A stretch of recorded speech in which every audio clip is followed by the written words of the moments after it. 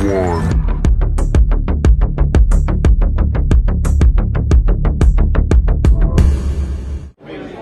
is Nando for the Pound for Pound Boxing Show, proudly sponsored by Bravos Boxing, here with Brad Pauls at the Wasserman press conference. Brad, how's this feel different from your call, basically?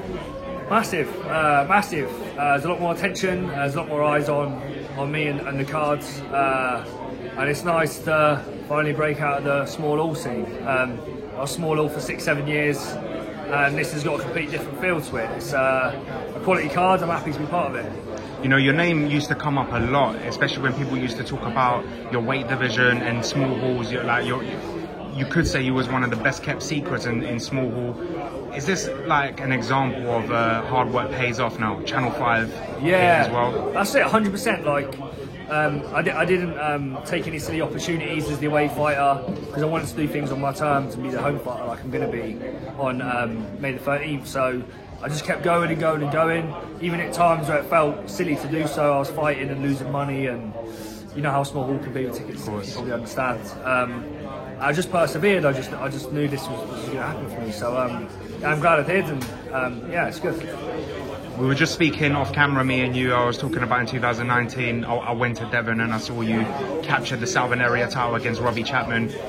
What's different from that Brad Pauls to this one today?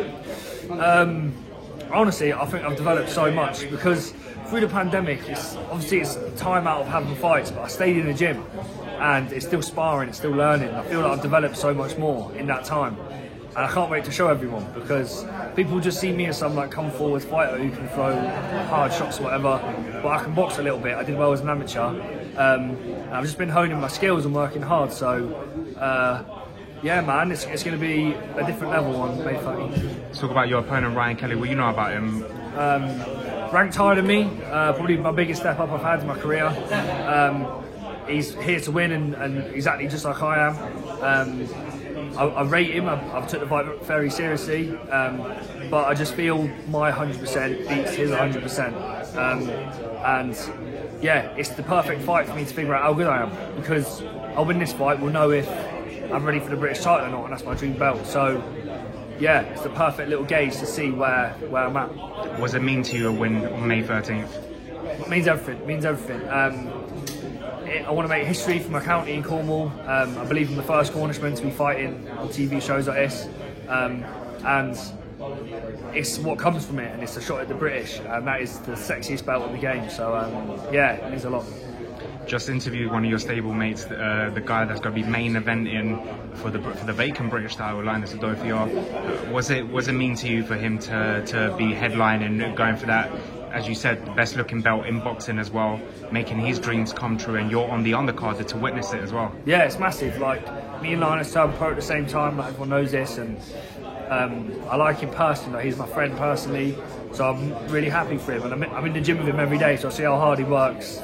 So I feel like it'll be a little bit sweeter watching him, do you know what I mean? So, and as well, he can vacate it then and I can fight for it, so it all works out. I was just going to get on that, we were just talking about that. I did say, did you name your price for him to vacate that belt if he captures it against Denzel God, I didn't know we was talking money, I thought he was just doing it to be a good mate. Yeah, he said it's going to cost you a lot of Five Guys. I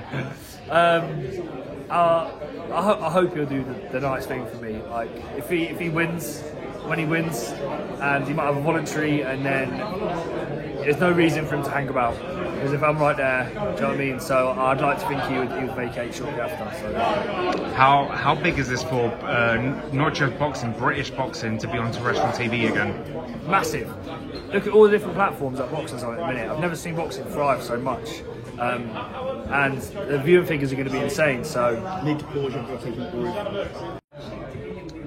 Take two, here with Brad Pauls.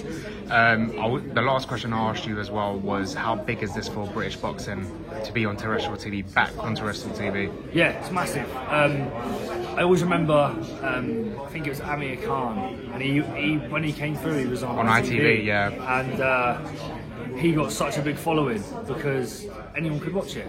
People who normally wouldn't watch boxing would end up watching it and end up falling in love with it, because obviously it's a great sport. And I feel like it's the same here. If people have the opportunity to watch it, then you get more eyes on the sport, which is brilliant.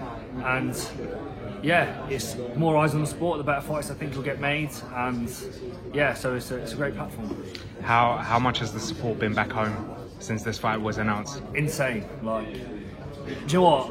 I said this the other day. I half thought I'd get a little bit of hate for some reason from my corner people, just because I don't know why, but everyone's just been so nice, man. Like, I went home recently, the amount of well wishes I got in the street, people asking for photos, like, and it's so motivating because they genuinely just want me to do it, and yeah, so it's amazing. It just adds motivation to the training, so I'm happy. Is Brad Pauls now the Cornish Nathan Heaney? If I could sell that many tickets, that'd be lovely, mate. But yeah, do you know what, for boxing Coleman, I think I would. So yeah, the support's brilliant, and I represent Coleman every time. So that could be a future fight. You, David Heaney, middleweight for the vacant British title that your good friend Linus vacated for you for a few Five Guys. Brilliant fight.